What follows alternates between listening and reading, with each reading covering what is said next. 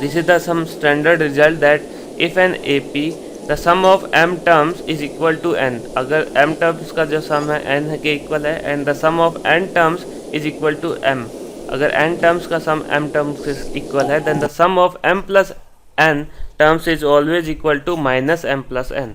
तो जो m plus n terms होगी उनका जो sum होगा वो always equal to होगा minus m plus n. Another standard formula that if the sum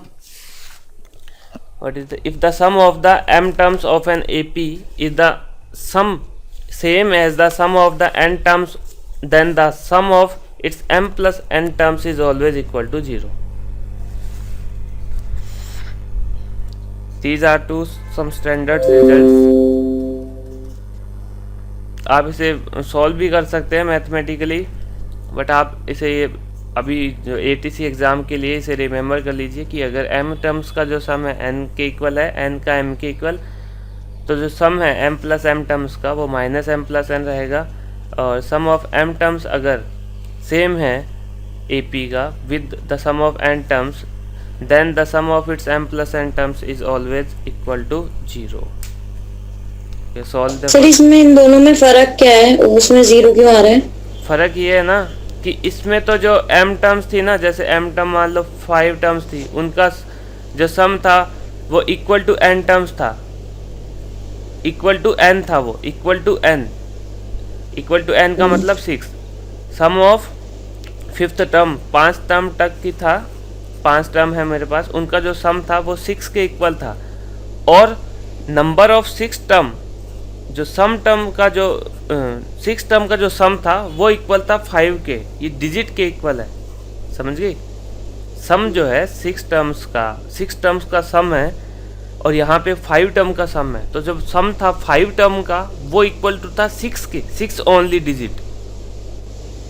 clear है? Hello.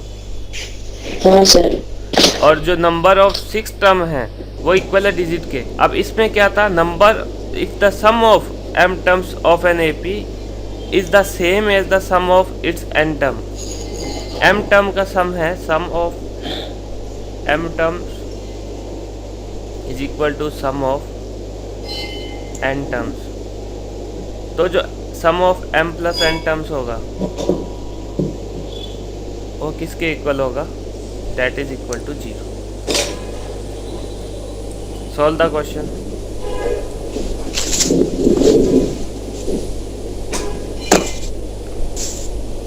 The interior angles of a polygon are in AP. The smallest angle is 120 degree and the common difference is 5 degree. Find the number of sides of the polygon.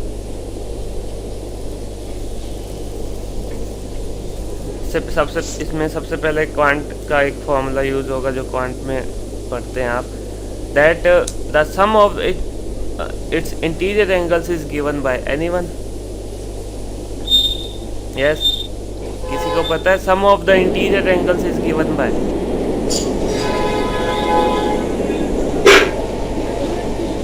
No sir n/2 कुछ sum of interior angles of polygon is given by Sn is equal to 2n-4 right angles.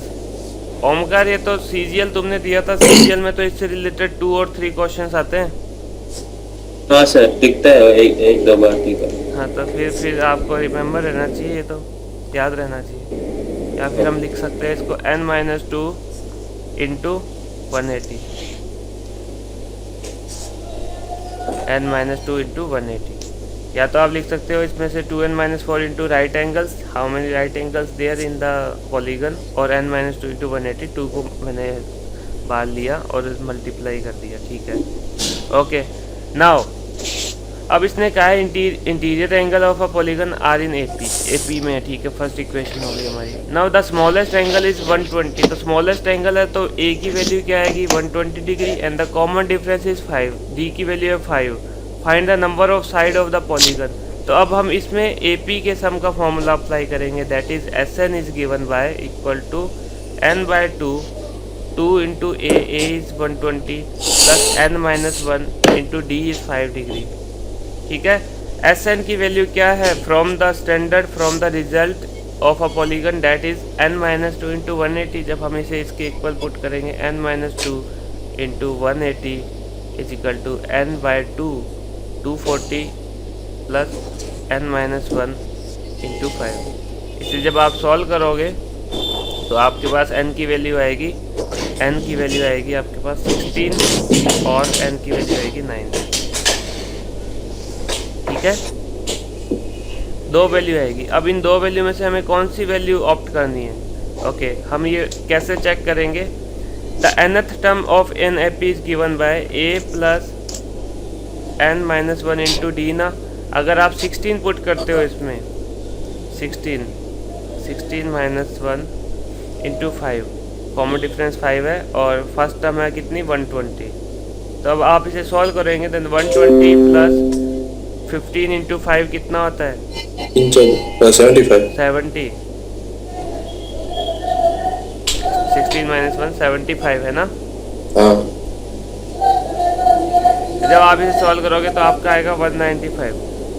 तो last जो angle रहेगा A N वो 195 रहेगा। तो 195 angle किसी polygon का possible नहीं है, which is not possible, hence n equal to 9 is the answer. Sir maximum कितना होता है एंगल पॉलीगन का? 180 होता है। 180 से लेस होता है ना? 180 से लेस, 180 हो गया तो ये हो जाएगा तो स्ट्रेट लाइन। हाँ, स्ट्रेट लाइन, ठीक स्ट्रेट है। लाइन। पॉलीगन की कितनी साइड्स है? 9 साइड, 9 साइड वाला पॉलीगन है। ठीक है, ठीक है sir. Okay, solve the question.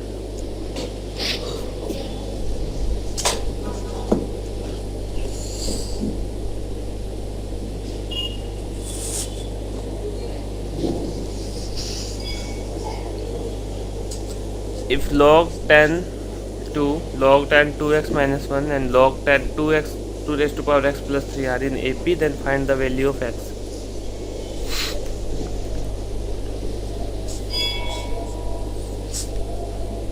ये मंदिर किसके घर के पास है?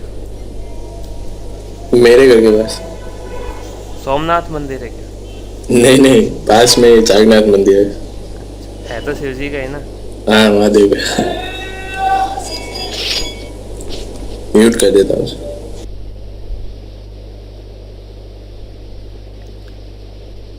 Hello, anyone? सोल्व कैसे करेंगे इसे? मैं करूं? सर फर्स्ट और लास्ट टर्म का sum is equal to 2b equals to a plus d। Very good. 2b equal to a plus सी।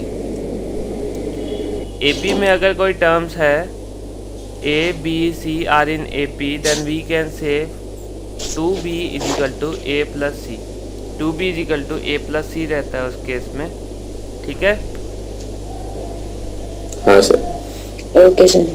तो अब जो वैल्यू है इसकी, b क्या है यहाँ पे? 2 raise to power x minus 1 equal to a की वैल्यू क्या है यहाँ पे? log 10 2 प्लस c की वैल्यू कितना है यहाँ पे? log 10 2 raise to power x plus 3। अब हम क्या करेंगे? प्लस में है तो इसे ये मल्टीप्लाई हो जाएगा, log 10 2 raise to power x plus 3, और ये रहेगा log 10 2 raise to power x minus 1। जो 2 है वो पावर में चला जाता है। यहाँ पे बेसिकली क्या हुआ है इस क्वेश्चन के अंदर? मैक्सिमम लॉग की प्रॉपर्टी यूज हुई है। ठीक है, तो अब इस लॉग से ये लॉग कैंसिल आउट होगा। हमारे पास क्या मिलेगा? 2 raise to power x minus 1 square is equal to 2 into 2 raise to power x plus 3। ठीक है, अब हम इसे सॉल्व कर लेंगे।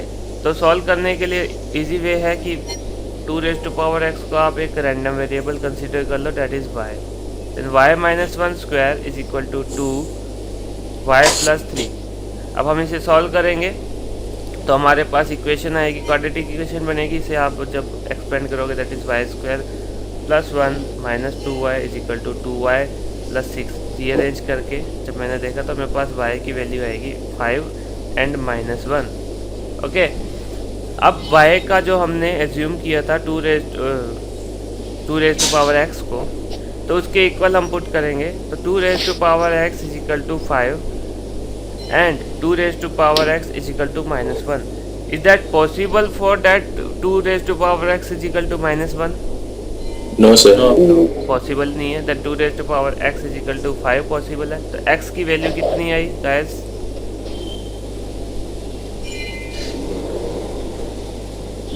No one log 2 5। देखो अब एक और important, if you have term like this a raise to power b equal to c, तो आप इसे क्या लिख सकते हैं? b is equal to log log c base a।